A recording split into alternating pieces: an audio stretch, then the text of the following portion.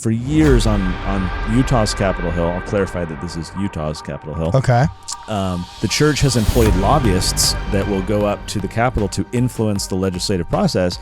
And they were always nicknamed the home teachers back when we, called it home teaching. Oh, savage, because really? They'd come up, two of them. They would go meet privately with the leadership of the church, who's all Mormon. Please tell me they wore black suits and had like a steel briefcase that had like a Book of Mormon inside, but like, other documents, Be the best, you gotta beat the best. Yeah, like they said that there's no doctrinal basis for political neutrality. Nor historical basis. They know, this is the thing that bugs me. The church knows the influence that it wields.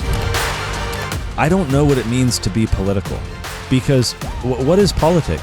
It's Morality. just the process. Mm-hmm. It's the process by which we interact with one another in the public sphere. To beat the best. But you know what? I don't think we talk about enough in our church. How many people we lose by being weak sauce? Exactly. I think the pendulum could be swinging back. So yes, our religion should impact our politics. Yes, we should be talking about politics in elders quorum. Yes, the church leaders should be engaged on political issues, because they're not political at the end of the day. These are all social and moral issues. This says the church does not endorse, promote, or oppose political parties and their platforms. Well, they used to. The following is an episode of WardRadio and does not represent the thoughts or the opinions of KHTS, its owners, or any of its affiliates, nor does it represent the official opinion of the Church of Jesus Christ of Latter-day Saints. With that said, sit back, relax, and enjoy the program. Welcome, ladies and gentlemen, back to WardRadio. I'm your host, Cardinellis. Today I'm joined in the studio by Connor Boyack, head of the, how do we introduce you? Head of the Libertas Institute? Sure. You're right, the Tuttle Author. Twins. Yeah. You're a libertarian. I'm a beekeeper. Yeah, you're a beekeeper.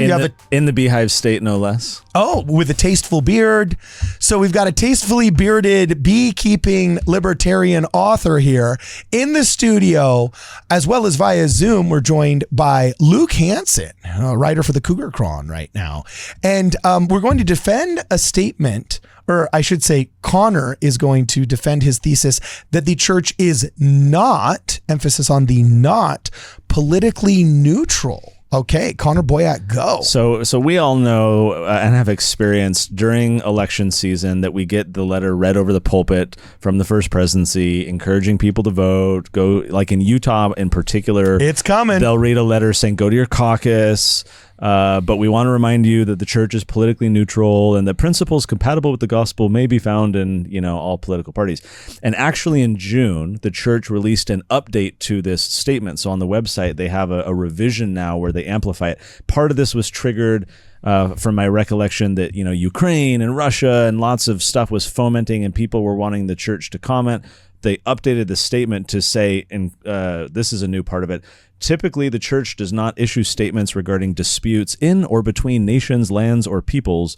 Rather, it teaches the gospel of Jesus Christ with the knowledge that living these principles limits contention and hostilities. So they've added, some additional things into this statement. But here's my thesis as it pertains to this issue. I don't think the church is actually politically neutral. This statement says, and I'll read specifically, and this is what they read, every year, every election season. The church is neutral in matters of politics, and then they've updated it within or between the world's many nations, lands, and peoples. However, as an institution, it reserves the right to address issues it believes have significant moral consequences or that directly affect the mission, teachings, or operations of the church. So there's nothing, I want to be clear at the outset. The church has absolutely the kind of free speech, free association right to engage in the political process. Oftentimes you see all the progmo, exmo, cranky people say, tax the church, right? Like if they're going to comment on any... The church is a nonprofit. I run a nonprofit, Lobbyists Institute. For those who don't know, it's a think tank in Utah. We change laws. We're very kind of freedom-minded. And we've changed over 100 laws in Utah. So you're racist. So exactly. So, and I hate babies too. So we are a nonprofit. We have the right to engage. Our team, my colleagues and I, we can go up to the Capitol. We can speak out, despite being a nonprofit. The church, same way. They have the right. Like January 6th style, or you just, the state Capitol. Okay, sorry. Yes. I thought that was a call to action. But no, I'm just kidding. You can edit that in later. Yeah. So So the church, I think, has the right to politically engage. I want to be very clear on that point. I'm not saying that they should be silent. If anything, I believe the opposite. I believe our church and churches across the board should be more engaged in the moral, political issues of our day.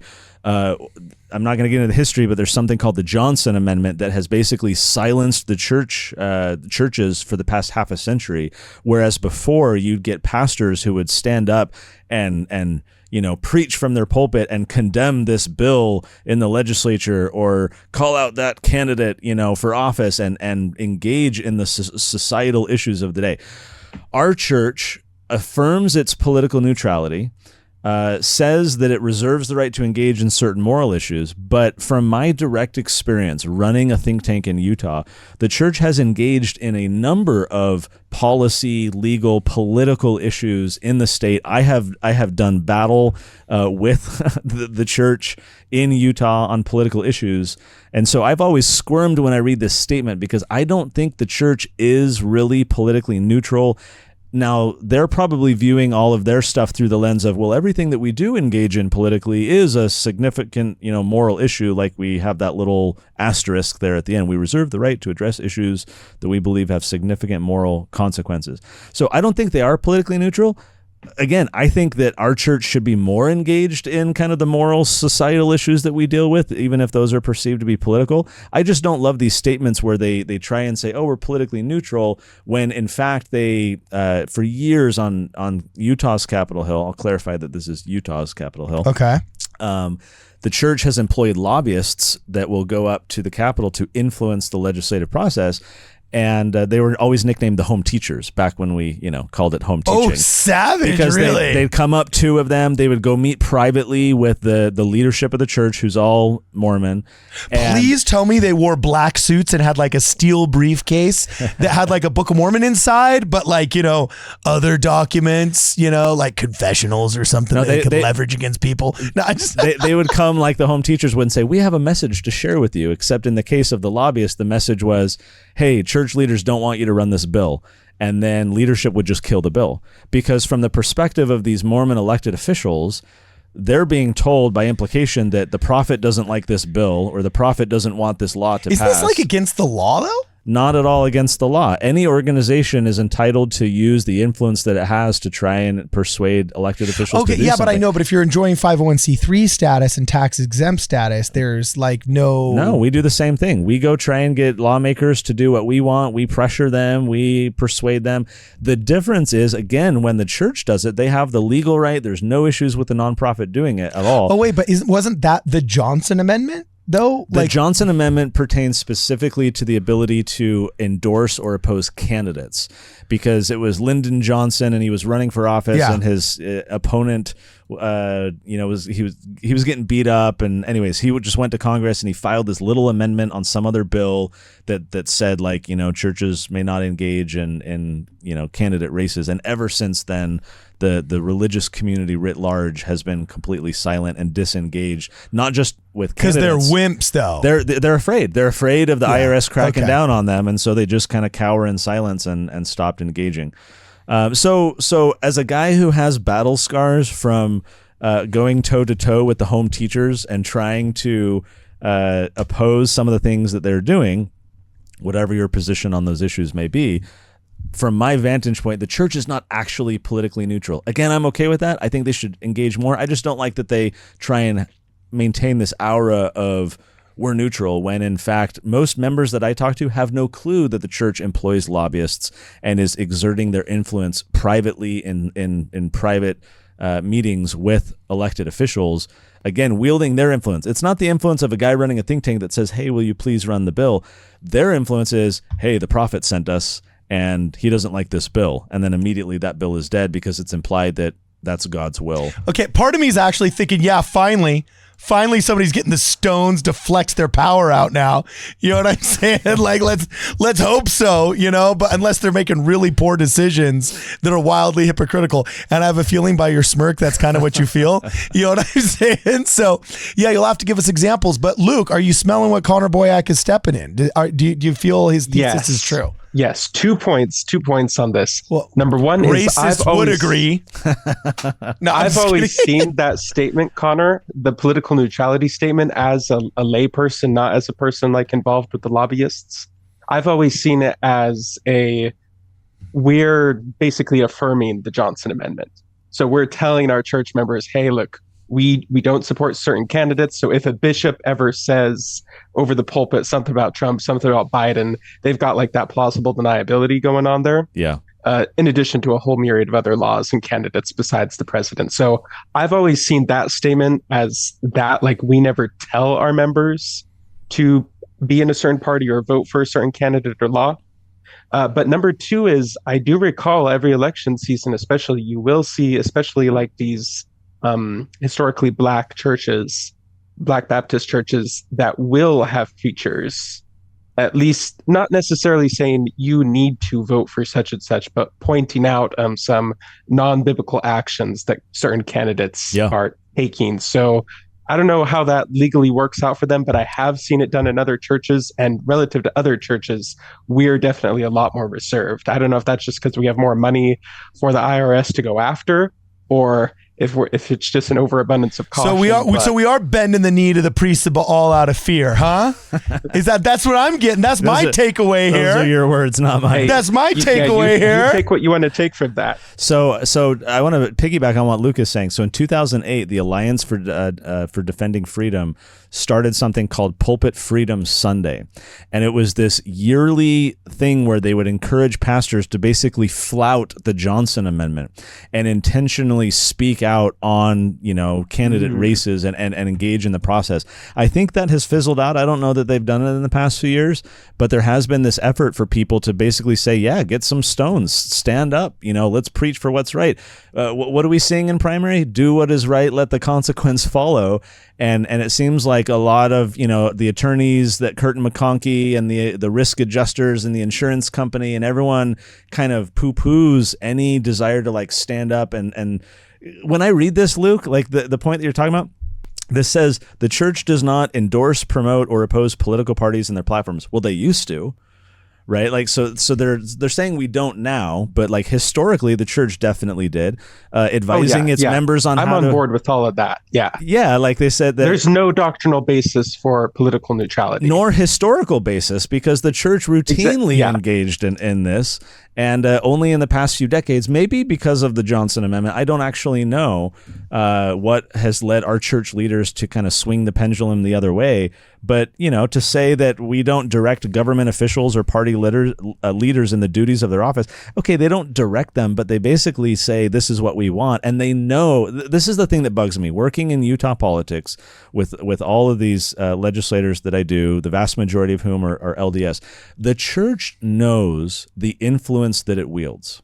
Is this just a Utah thing, or does this happen elsewhere too? It happens a little bit elsewhere, but it's like 90% in Utah. They engage federally. They engage in Arizona or Nevada or some of these other places. Are you dragging me into another Utah fight, bro? No, if you want, there's plenty of fights to be had.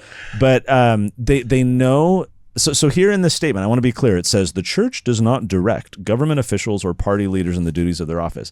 This is the lawyerly like wiggle room that they get. Because, okay, fine, technically they're not directing them. You shall vote for this.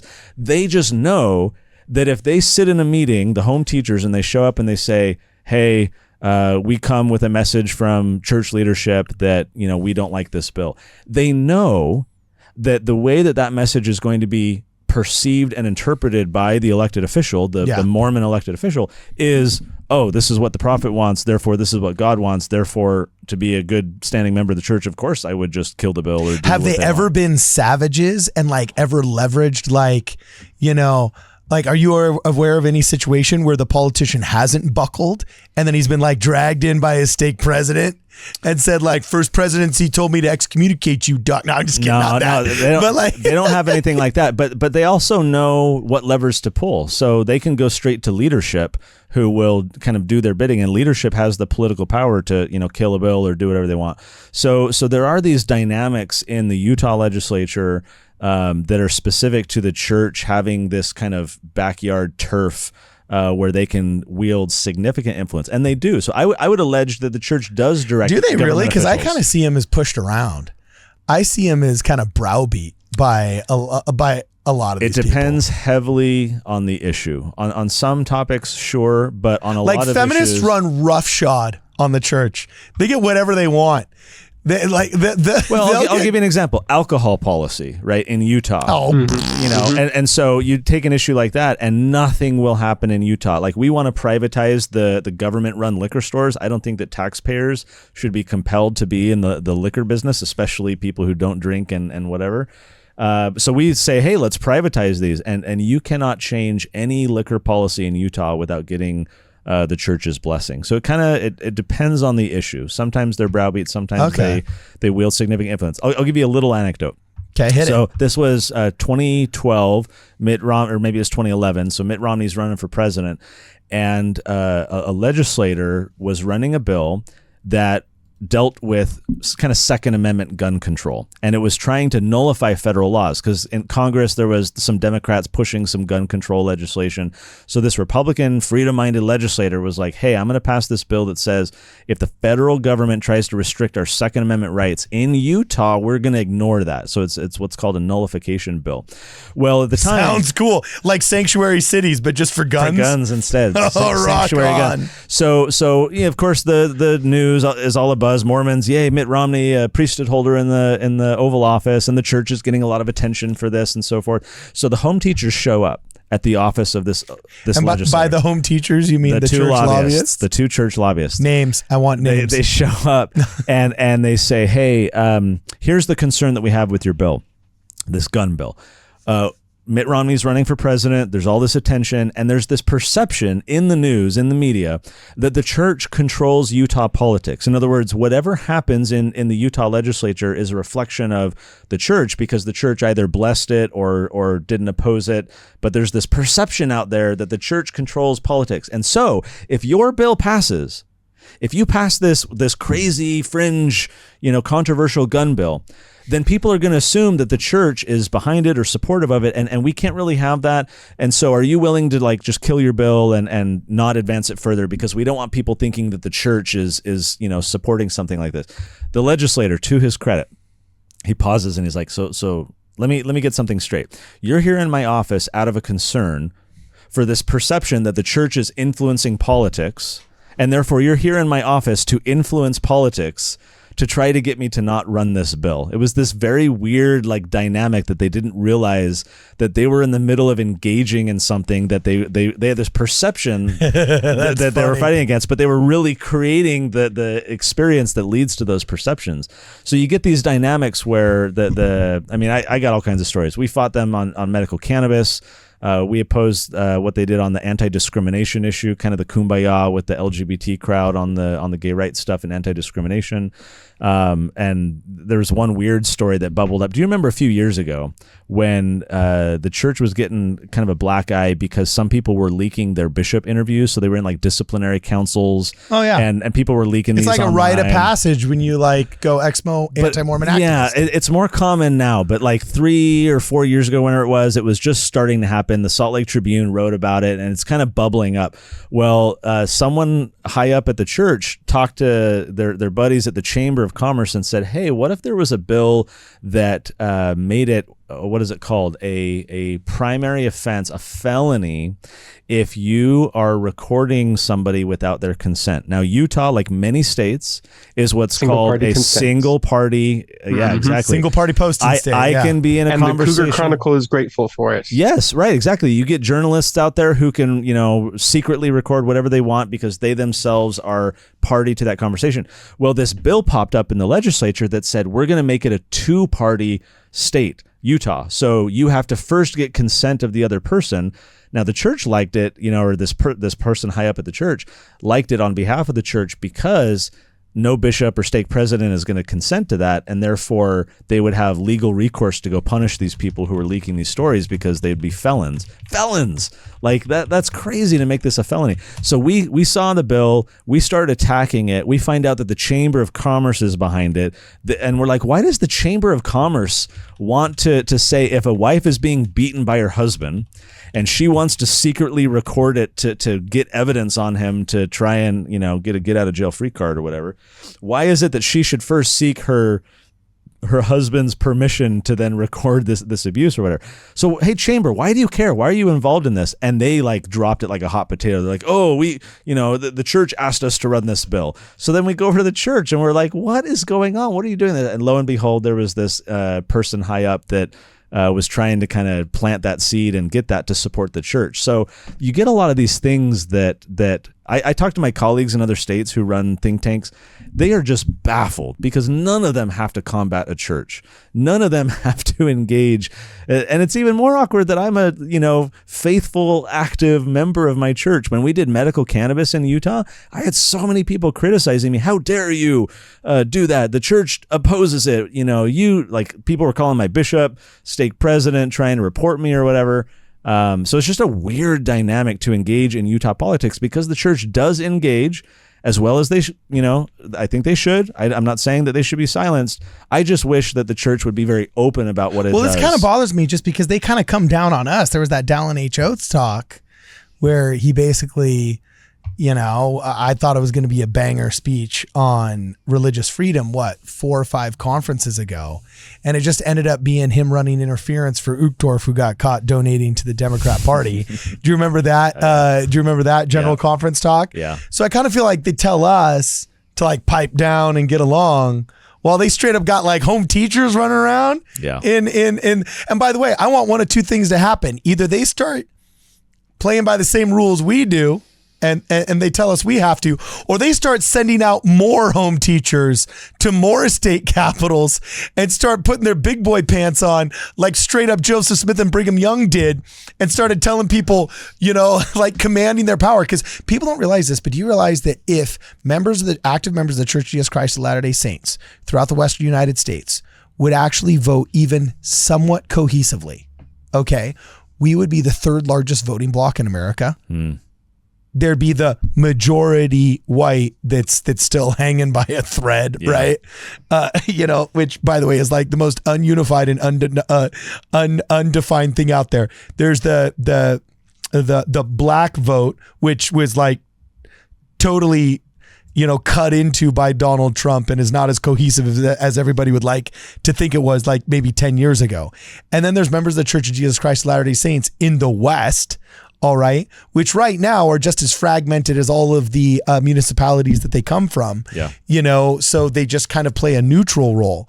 But if they could be brought into more of one camp, would be a wildly powerful force for hopefully good.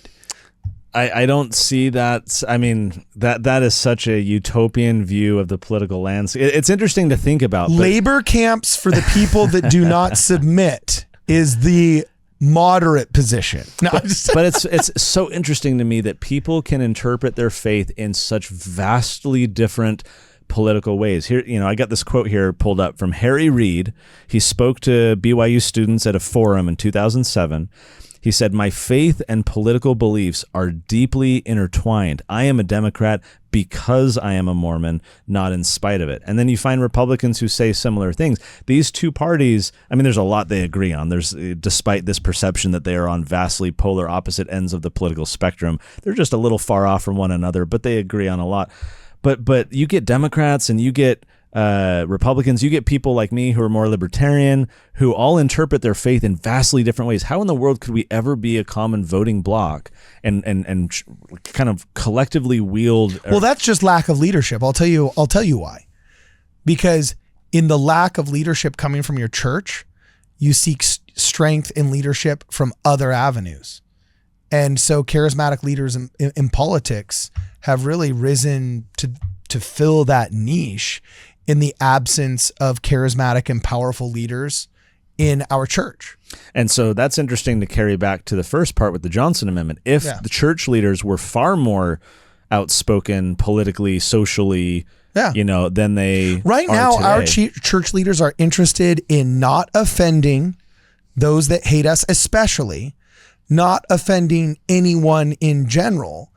And I don't want to say neutering because I don't think they try to neuter, but trying to standardize and correlate and make sure that everybody gets along. And they don't realize that in the noble effort of trying to get as many people in as many places to get along as possible, and making sure that every single conference talk is put through correlation so that it's diversity read by every single person who might take issue with one of the statements, so that it gets reread in order to make sure that it doesn't offend the lady in the third row who's just waiting there with her laptop to blog about how the patriarchy is about to do something bad again. In their efforts to try and appease those people, which I think had its time and place, okay, in their efforts to try and appease those people, they don't realize that trying not to offend people is not sufficient to build the kingdom. Do you know what I'm saying? Oh, yeah. Like, you need to take risks to build things. You need to speak with power and authority to build things. Well, what did Jesus say? He said, I think not that I've come to bring peace, but a sword, right? I'm going to divide families, fathers against sons, and so forth. If we truly are going to stand up for truth, it is going to be alienating. You are going to piss some people off. You are going to lose some people from the pews. But you know what? I don't think we talk about enough in our church. How many people we lose by being weak sauce? Exactly. Not just lose, but if we were stronger, if we boldly proclaimed our doctrine and the truth, I think that would be attractive to the people that would join our church, the right people, the stronger members, not this milquetoast. There's only 3 denominations in America that have grown over the past 10 years in their membership. And it's been the 3 conservative offshoot sets of all the churches that have gone woke. Interesting. The conservative Methodist offshoot that said, okay, enough of this garbage. Enough of the women in the priesthood takeover. Enough of all of this. Look, let's be nice to the LGBTQ activists. Let's get along. Let's be good neighbors. Let's be positive citizens. But enough of the heckler's veto. Enough of the bullying. You know what I'm saying? Yeah. Those people that have just decided to take that stand have become wildly successful in the past 10 years. So I agree with you that I think we do not measure how many we have lost by being milquetoast, because we're so worried. Well, I shouldn't say we, but current leadership. And I do believe it's a generational thing. I do believe it's kind of a cultural thing. And I take solace that is going to change, and it will change out of necessity. And it's the second revolution that the brethren do not see coming, but will happen. And I think the Mormon church 10 years from now is going to be so much different than it is now, but in a very positive and surprisingly, I don't want to say conservative, because I don't even know what these titles mean anymore. Right. I don't. You know what I'm saying? I don't. That word has lost all meaning. What are we conserving? Like, what's liberal? What's conservative? It's all gone. But I think in more of a scriptural way. I think we've kind of lost our way, and we'll be a little bit more based, more like Joseph Smith style. 10 years from now, out of necessity. To tie a few threads together, I'll kind of end my part with this. I think if we had church leaders boldly standing up a bit more, like we were talking offline about how commentary on abortion in General Conference has just plummeted. It's basically zero now. And so the current generation is growing up without getting exposure to the pro-natalist policies of our faith. So if our leaders were more Bensonite, right, just boldly saying, like, here's what our faith implies, here's what the doctrine says, here are the political and economic ramifications of these issues, rather than letting the Harry Reids and the Mitt Romneys and all these people go claim that their vastly different political positions are all like based on the same faith principles. If we had leaders speaking out more, then we should have the church engage more. And I'm fine with the church sending the lobbyists and engaging politically. Let's just do it through the front door. Let's do it transparently. Let's have members aware of what's happening. Let's not try and secretly exert influence just because we can to get our way. That's the change that I would like to see, because that is a raw political power to basically say that your political position is favored by God. There's stories I could share. Dude, actually, no. That needs to be the slogan of the lobbyists. Like, you don't understand. See, I fully endorse what Jonah Barnes told me happens in Russia. He says, and we just did a video on this last week, right? Where I said we got to bring back the Paschal greeting. He says in Russia, like during Easter, it's a holiday bigger than Christmas practically, right? And people walk around, and the salutation during Easter week and on Easter is you just have to say, Christ is risen. Like, happy Easter, Christ is risen. And the other person has to say, surely he is risen, right? And that's what they say, right? I think the lobbyists need to give out like a challenge coin or a trophy. You know, the church home teachers and those lobbyists, if everything you say is true, bro, they need to just have like a little trophy that they give and they say, congratulations. Measure 557B is endorsed by God. You know what I'm saying? And then just start flexing. Because like that needs to be the new Oscar statue. Instead of going for an Emmy, holding that globe or the Golden Globes, instead of having an Oscar with the cool little sword, you know, as a politician, like in YouTube, you know how they have like the gold plaque behind you if you got, you know, 1 million subs or if you get 100,000 subs, there needs to be a church statue that says, congratulations, your politics are endorsed by God. You got the divine stamp of approval on like your bill. a straight up papal bull signed by the prophet. Then I'll know that I'm in the mother freaking kingdom of God, dude. Are we done? Are we done? Have you proven your thesis, bro? Okay, anything else you want to say, Luke?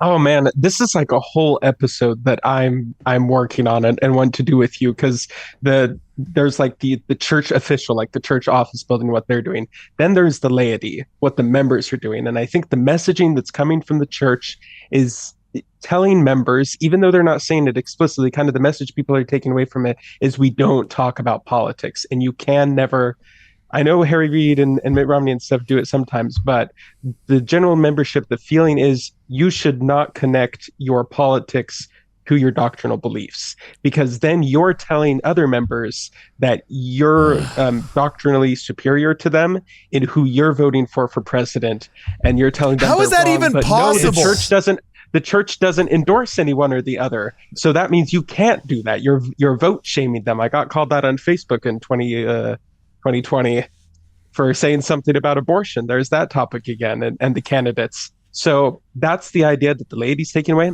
It's not what the church is saying. Like I mentioned before, there is no doctrinal position of political neutrality. It's more pragmatic, it appears, at the moment. But the problem is, I think, and this is just a sketch for a episode I want to do later, I think the pendulum could be swinging back.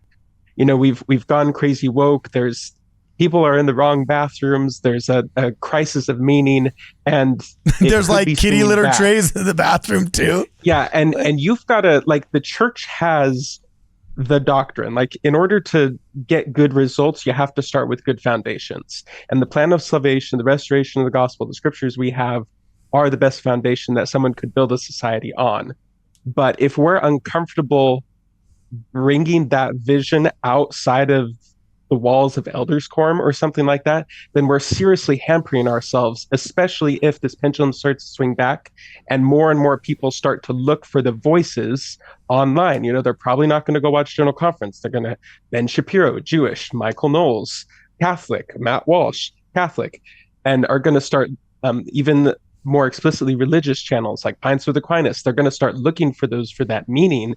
And if Latter-day Saints feel as if they've been told they can't be in those spaces, then we're missing a massive, honestly, missionary opportunity, bigger than all the doors you could knock. There's missionaries do every day, so much to say bring here. People into the gospel. Then say it, dog. Say it. Yes, I want to do like another. I want to do like another Okay. 40 minutes on that when I come down there. But all right. That's my idea. Count me in on that episode. I'll say it. There's no time limit on this one. Okay, I'll share this for now. One of the best books I recommend members of the church who are curious about this issue read is, it's written by a non-LDS historian. I can't remember his name off the top of my head, but it's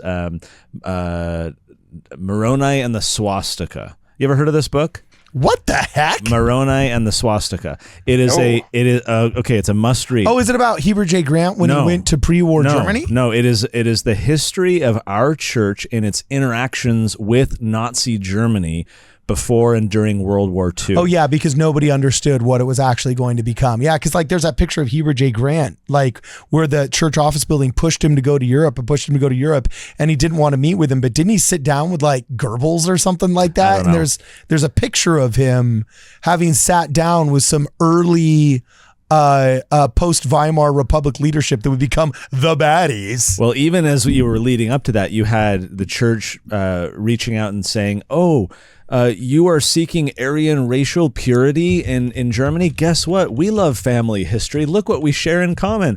Oh, Hitler has this health code. What? Oh yeah, no. Hitler has this health code that, doesn't drink or doesn't whatever. We have the word of wisdom. And there was all this narrative around trying to say we're just like you, and trying to because they're doing the diplomatic, bureaucratic middle ground of just like, oh, us too. Oh, yes. You're cool. So we want to be cool what too. What Luke just said is so critical that, and this is in the extreme version of it, that during and before and during World War II, the interactions with the Gestapo, there's all these stories in the book which are just super enlightening. In all of these cases, mission presidents, church authorities, general authorities, everybody, they are bending over backwards to appease the Gestapo, to appease the Nazis. Why?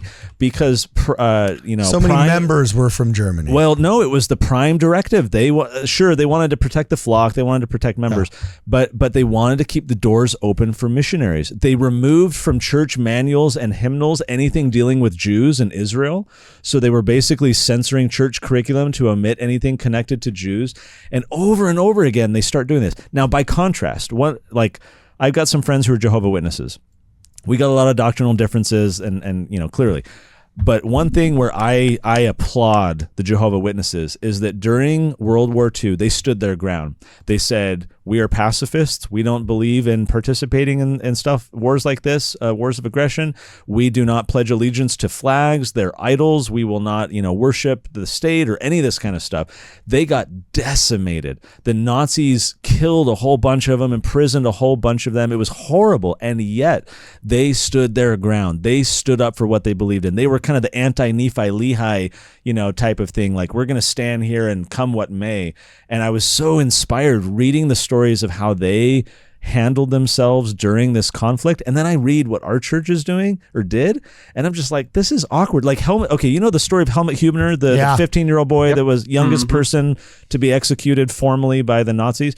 Well, at BYU, there was this play that I think for years they had done, celebrating and honoring, this story.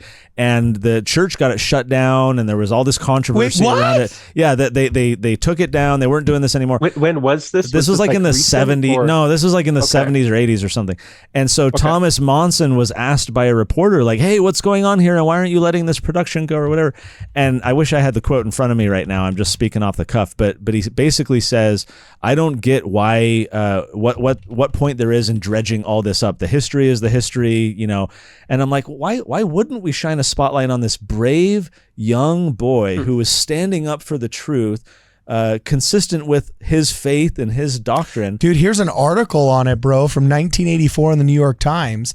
I mean, I'm looking this up on the fly, so I can't vet too much, but it says, play about Mormon youth's war on Hitler stirs conflict in church, February 15th, 1984. Okay, I got it pulled up too while you were doing that. Here's the quote from Elder Monson. He says, then Elder Monson, who knows what was right or wrong then? I don't know what we accomplished by dredging these things up and trying to sort them out. Jeez. What? And that did not age well. It did not age The guy's well. a hero.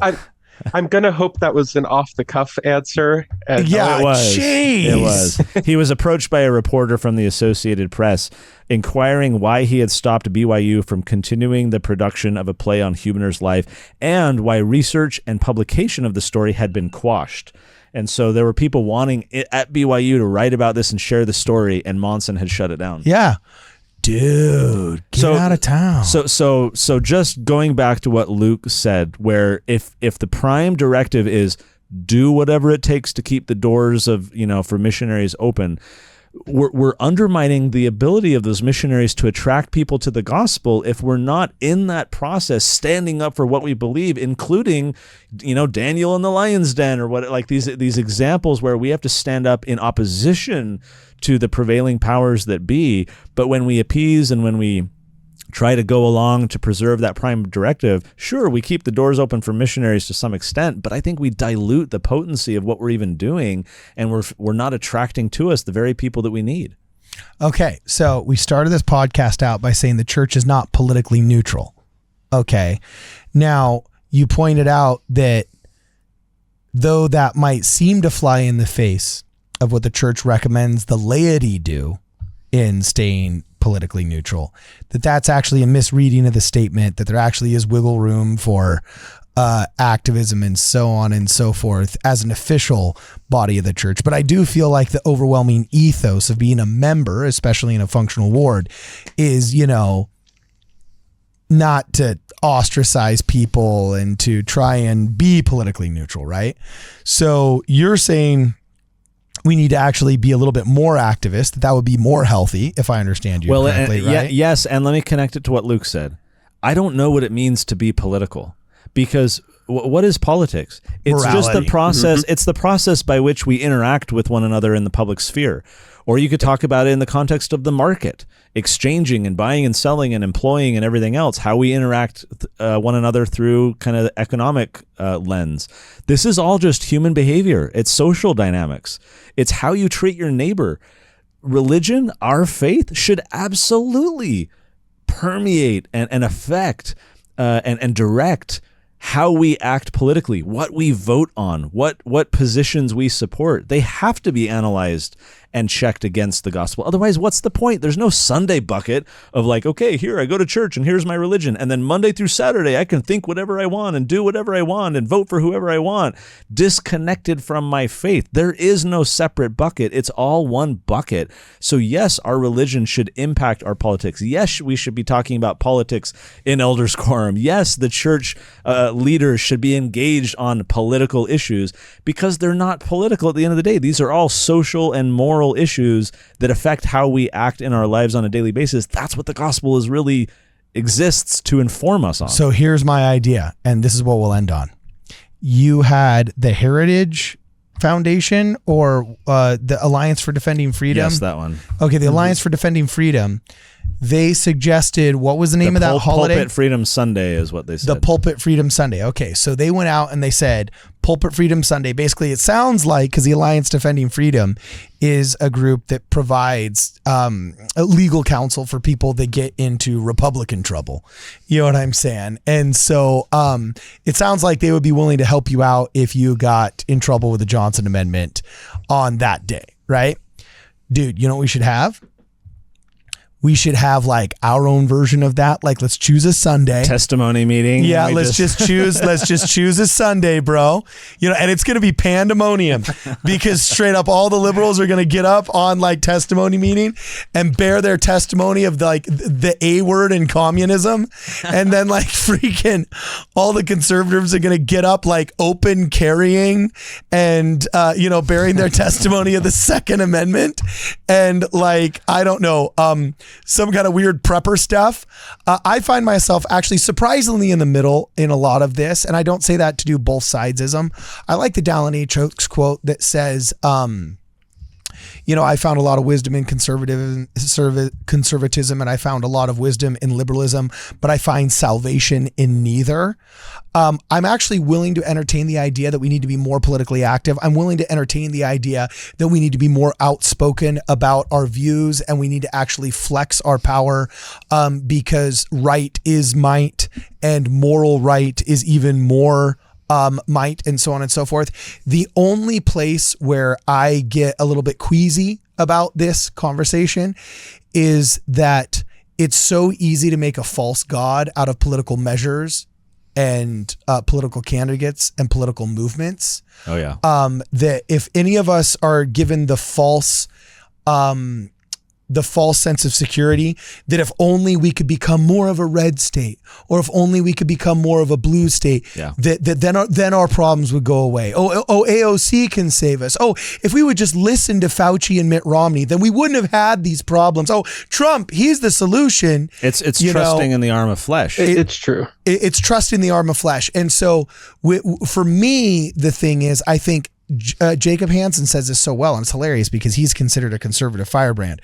But Zion is emergent. And the truth is, if we were doing our job, we wouldn't need a politician to save us. Thomas Jefferson even said this: if the men were angels, then governments would cease to exist basically by default. And so I just find... I think Madison, but yeah. Hey, look, you know what? I'm going to edit that out, bro. That was Madison. You know, fine. You know the best part Okay, about being I the got editor backed of up. this? You know the best part about being the editor of this podcast is the fact that you you look corrected smart. me is I'm going to edit that out. No, I'm just kidding. I'm not going to edit that out. But I will tell you that like I saved you from the comment yelling at you. yes, About it, you so, did. yeah. You spared me. Is I would say that for me, I agree with everything you say, but I also just think it has to come with a robust increase of just our spirituality, because we have problems in this world and in our societies and in our wards, and we have the power to save ourselves. No one is coming for us. And maybe it's just because I've been burned by the Republicans myself that I'm so able to be more salty towards them. And I've been burned by the Democrats myself because I live at the bottom of the slippery slope. Like all of their good sound bites from the 90s, we found the bottom of the slippery slope here in Los Angeles. Maybe I've just come to such a realization that it's like we can so quickly and so easily make false gods out of these people and these movements and these things. How many Mormons wake up and watch Ben Shapiro and Michael Knowles and read Daily Wire articles for 90 minutes a day in their commute and their morning drive and their morning shower and their brushing of their teeth, but you can't catch those people reading 90 minutes of their scriptures any given week. Mm-hmm. You know, that is my concern. That like if we were the opposite, if we were 90 minutes a day in our scriptures with our families and come follow me, and 90 minutes deep into Ben Shapiro and Michael Knowles, not the Libertas Institute. We need to be volunteering for that all day long.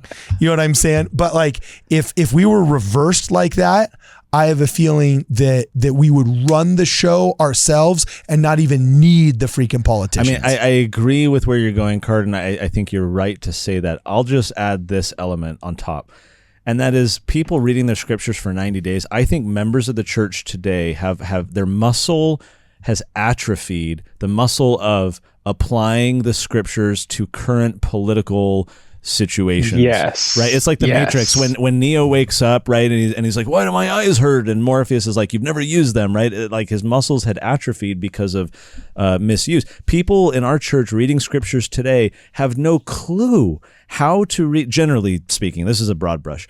We just don't know because this is not our cultural language. Leaders don't teach this. We don't talk about it in gospel doctrine. Of like, in the Benson era, they did. He was writing anti-communist books, 40 years ago. That's all been pushed down the memory hole. But today's kids and teens and young adults growing up, they're not used to reading the scriptures to give it the raw application to actual political events. Not this namby-pamby superficial stuff, but like, hey, Ukraine, or hey, Israel and Hamas, or hey, the economy or whatever. Like, let's talk about the brass tacks of what this means in our lives.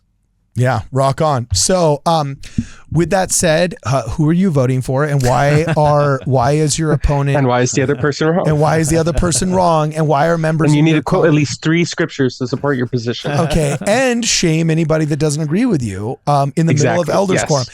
Last question before we go is the Alliance Defending Freedom. They called their holiday for pastors what? Speak from the pulpit? Pulpit Freedom Sunday. Pulpit Freedom Sunday. What are we going to call our Elders Quorum? Oh, I got it. Or cringy testimony meeting? What are we going to call it? Rammy-umptum Freedom Sunday. Rammy-umptum. Oh, it's got to be an alliteration though. Rammy-umptum Republican or Rammy-umptum righteousness. Oh? I don't know. Yeah. Just Rammy-umptum Day. Actually, just Rammy-umptum Day.